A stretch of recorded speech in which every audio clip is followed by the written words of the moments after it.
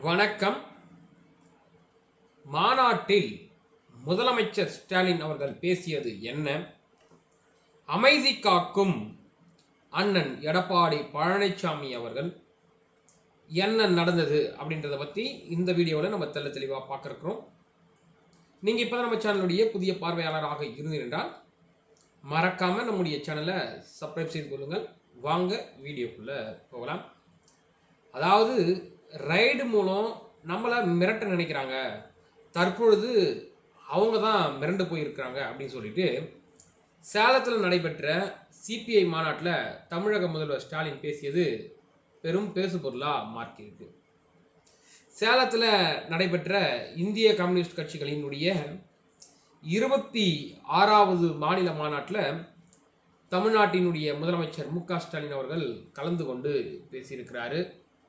அப்போ அவர் பேசும்போது என்ன சொல்றாருன்னா, தேர்தல் ஆணையத்தை கீ கொடுத்தா ஆடும் பொம்மையாகவே ஒன்றிய பாஜக அரசு மாற்றி இருக்கிறாங்க. தேர்தல் ஆணையர் நியமத்தால சதி என்றால் வாக்காளர் பட்டியலிலும் சதி நடந்திருக்கிறது. ராகுல் காந்தி முன்வைக்கும் குற்றச்சாட்டுக்கு தேர்தல் ஆணையம் எந்த ஒரு பதிலையுமே இன்ன வரைக்கும் தரல. பாஜக ஆட்சிக்கு வந்தா என்னென்னலாம் நடக்கும் அப்படின்னு சொல்லிட்டு திராவிட கழகம் யூகித்ததோ அதெல்லாம் இப்போ நடக்கிறது. அமலாக்கத்துறை ஒத்து வராத எதிர்கட்சிகளை வைத்து மிரட்டுறாங்க. உறவினர்கள் வீட்டில் ரைடு நடத்தினா ஓடி வந்து ஒட்டி கொள்ளலாம். நாம் என்ன எடப்பாடி பழனிசாமியா? தமிழ்நாடு மக்கள் நன்கு அரசியல் தெளிவு பெற்றவர்கள், அரசியலினுடைய விழிப்புணர்வை கொண்டவர்கள். தமிழ்நாடு மக்களுக்கு நன்கு தெரியும் உண்மையாக உழைப்பவர்கள் யார் என்று. 2026 சட்டப்பேரவை தேர்தலில் இந்த கூட்டணி, அதாவது திராவிட முன்னேற்ற கழக தலைமையிலான அமைக்கப்பட்ட கூட்டணி ஆட்சி பொறுப்பில் ஏற்கும். திராவிட மாடல் 2.0 என்பது அமையும். இதற்கு உறுதுணையாக களத்தில் நிற்கும் அனைவருக்கும் எங்களுடைய ரெட் சல்யூட் அப்படின்னு சொல்லிட்டு நம்முடைய ஸ்டாலின் அவர்கள் பேசியிருக்கிறார். கொள்கை முரணில் ஒருபொழுதும் எதிர்கட்சிகளுக்கு இடம் கொடுத்து விடக்கூடாது. திராவிட இயக்கத்திற்கு பொது உடைமை இயக்கத்திற்கும் இடையே உள்ள கொள்கை நடப்பு ஜனநாயகத்திற்கு எதிரானவர்கள் நமது கூட்டணியை பிளவுபடுத்துறதுக்கு பார்க்குறாங்க. அந்த சான்ஸுக்கு நம்ம இடம் கொடுக்கக்கூடாது. விமர்சனங்கள் எல்லாம் நியாயமான விமர்சனங்களை கம்யூனிஸ்டுகள் முன்வைக்கிறாங்க, அதை ஏற்றுக்கிறதுக்கு திமுக ஒருபொழுதும் தயக்கம் காட்டுறது கிடையாது. சமூகத்திற்கு தேவையான நமது கொள்கை வலுவாக இருப்பதால் நமது நட்பும் வலுவாக இருக்கிறது.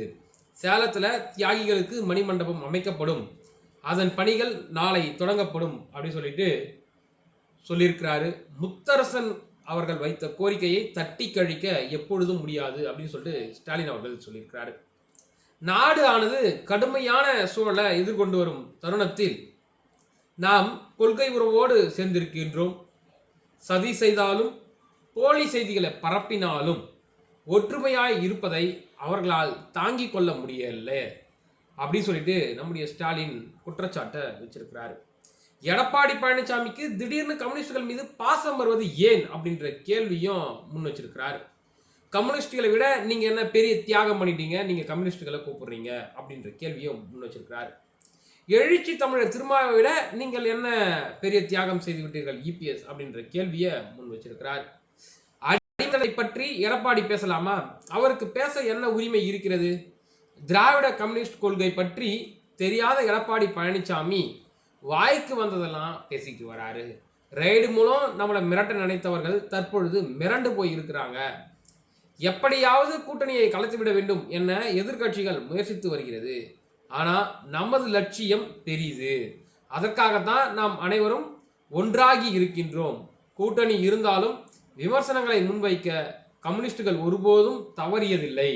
அதை ஏற்றுக்கொள்ள திராவிட முன்னேற்ற கழகமும் தயக்கம் காட்டுவதில்லை அப்படின்னு சொல்லிட்டு நம்முடைய ஸ்டாலின் அவர்கள் பேசியிருக்கிறாரு.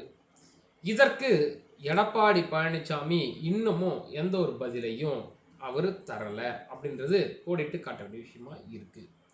இந்த தகவல்கள் அனைத்தும் செய்தித்தாள்களில் வந்த அடிப்படையில் தான் வழங்கப்பட்டது. இது என்னுடைய சொந்த கருத்து என்பது கிடையாது. மேலும் இது போன்ற ஒரு அரசியல் சம்பந்தமான நிகழ்வுகளுடன் உங்களை வந்து சந்திக்கிறேன். நன்றி, வணக்கம்.